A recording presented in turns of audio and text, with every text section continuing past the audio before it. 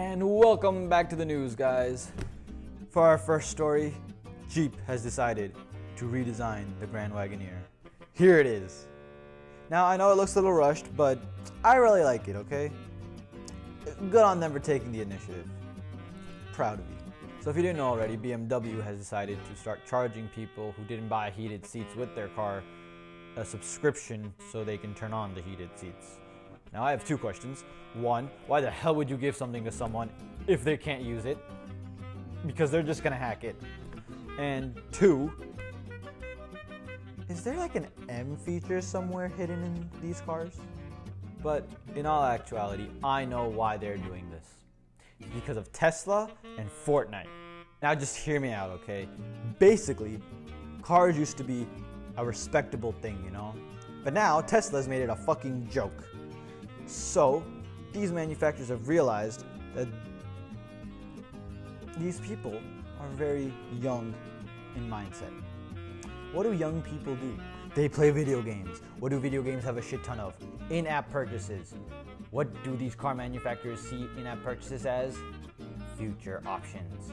So they realize that when these kids grow up, a good portion of them are going to be just as stupid. So they'll probably continue wasting their money, and that's when they will rake in that dough. To be fair, if you have a BMW, I think heated seats are the least of your problems. But if it does break, who's responsible? Ford has also decided to remix one of their cars, the Explorer. Here it is. Do not worry, you don't have to memorize this new headlight formation because it's only being sold in China. Why? Because China is filled with Chinese people who aren't as stupid as the Americans that fill up America. If you don't believe me, Chevy has just released the Z06, and they've said that anyone who buys it and decides to sell it within a year loses their warranty and can never buy another Chevy product again. Now, a simple solution would be to just sell it for what it's worth. You know, supply and demand, bitch. And for our final story, Tesla has a new opponent. Enter Ralph Nader.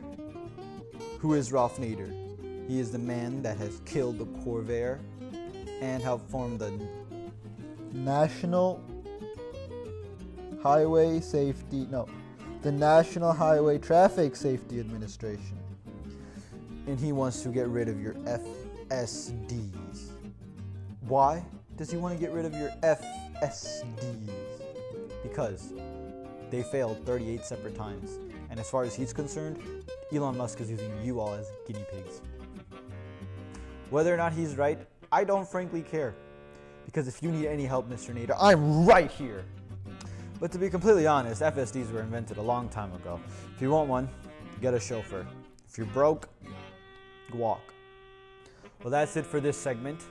I hope you guys enjoyed. Please subscribe and join the ride. And besides that, peace.